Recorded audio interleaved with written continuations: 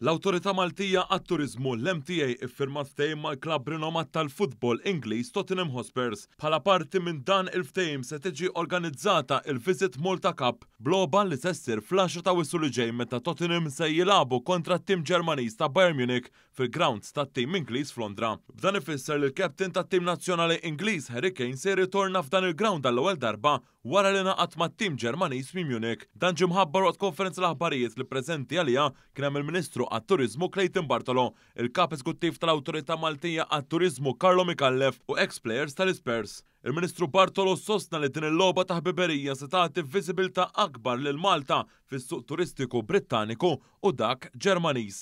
Il-Kap Eżekuttiv tal-MTA tenna dwar l-importanza ta' dan il-ftehim.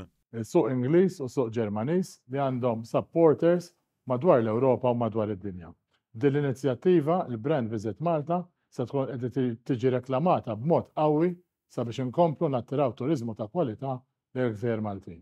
Anka l-ex-plejer ta' Spurs Gary Mabut tenna li din il-logħba mistennija u se ssir ġimgħa qabel jibda il-kampjonat Ingliż.